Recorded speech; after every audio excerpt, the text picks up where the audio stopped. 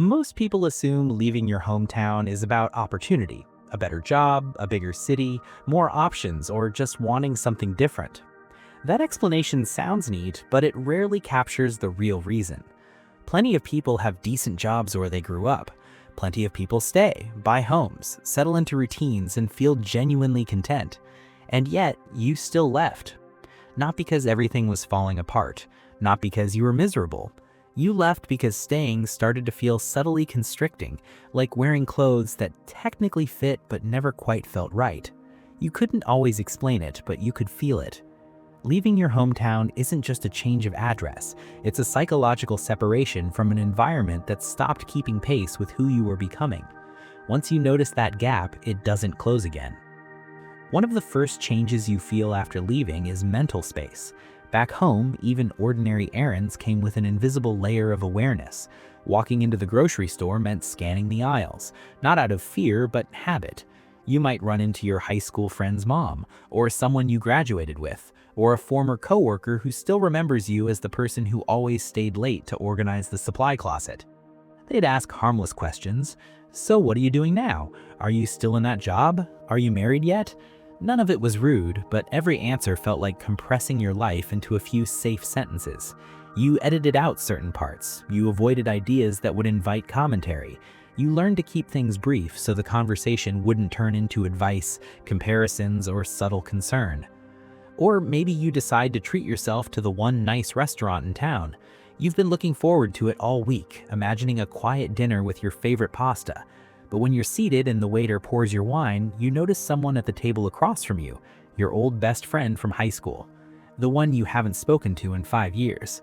Their eyes meet yours, and suddenly you're scanning your own story in your head. What to say, what to leave out, how much of yourself to reveal. Every bite of your carefully chosen meal is interrupted by that unspoken weighing of who you were, who they think you are, and who you've become. The food on your plate tastes fine, but your attention is gone, pulled back into a conversation that hasn't even started yet. After you move away, that pressure disappears.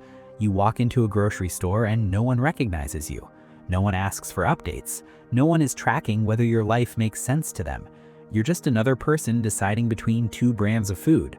Instead of feeling empty, it feels like relief, like your shoulders drop an inch without you realizing they were tense. Living in a new town opens possibilities in ways you didn't expect. You discover a cafe that just makes you feel better than anything at home. You join a weekend hiking group and meet people who are curious about your ideas, your goals, and your perspective. No assumptions, no comparisons. You start going to a book club and someone actually laughs at a joke you wouldn't have dared to share back home. You try a solo art class because someone encourages you to take a risk, and it turns out to be exhilarating. You enjoy walking in the park where you'll see fresh faces, and you notice little gestures, people pausing to chat or recommending books and recipes. Each of these experiences feels like a fresh start, a space where your life belongs entirely to you. Leaving your hometown felt like taking a root-bound plant and putting it into a bigger pot. Back home, your growth had been constrained by the same routines, expectations, and familiar faces. It was cramped, and every new idea felt like it had nowhere to stretch. At home, your hobby club had familiar faces and unspoken hierarchies that made new ideas awkward. Now, in this new place, you join a photography group where someone genuinely asks, "How did you think of that?" Your ideas spread outward, your friendships grow naturally, your ambitions reach heights you didn't even realize you had. You apply for a job you would never have considered back home. You pitch creative ideas in ways that would have felt impossible in your old environment. For the first time, growth feels effortless, not stifled by the environment around you. Back home, even with kind people, your life existed inside a shared story. People knew your family, they remembered your past decisions. They had a mental timeline of who you were supposed to be by now. Even when no one said anything directly, that history shaped interactions. Leaving breaks that loop. You're no longer being subconsciously compared to a younger version of yourself. Over time, you notice something harder to admit.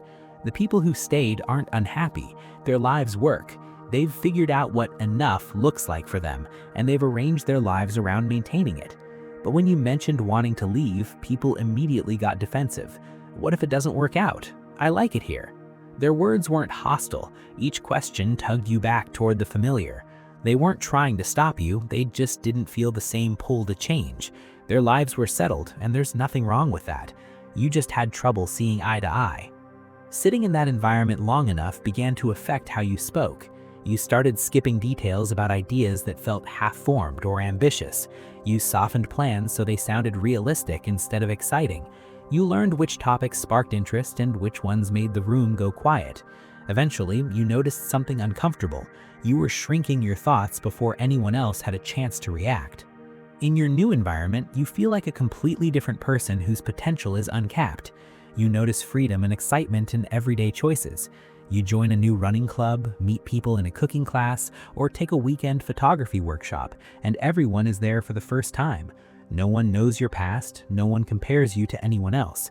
You share ideas openly, experiment with hobbies, and explore friendships without editing yourself. You choose which cafe corner inspires work, take a route home that feels energizing rather than efficient, and take classes or trips that would have felt risky back home. Every decision, every connection, every new experience feels like a fresh beginning. For the first time, your sense of self isn't inherited, it's yours to shape. Visiting home now feels strange. The streets are familiar but flatter. Conversations happen, yet you don't quite fit. Friends remember your history, but you've grown in ways that can't be reconciled with the old story. The town feels almost frozen in time. Yeah, a few new buildings and the people are older, but they still go to the same restaurants, hang out in the same parks, and do the same things for fun.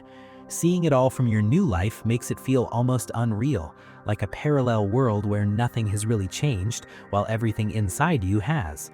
Nostalgia surfaces, not for your old life, but for the comfort of routines and familiarity. You realize you wouldn't trade your current life for the old rhythms. What you wanted back then was space to grow, and you finally have it. Leaving isn't selfish, it's something you needed to do for yourself. You left because staying would have meant quieting the questions that mattered to you. You left because curiosity and restlessness demanded room to expand. You left because your nervous system needed space to stretch without being pulled back into an older version of yourself. You still miss certain things about your hometown, the old friends who knew you before anyone else, the quiet streets where your childhood unfolded, the corner bakery owned by your friend's parents, all of the town's stoplights you can count on two hands. But even when you go back, it's different. You just don't fit in anymore. You realize that what you miss isn't the life you left, it's the comfort of familiarity, and that's okay. You've grown, your life has changed, and the person you've become belongs to a world you've chosen, not one you inherited.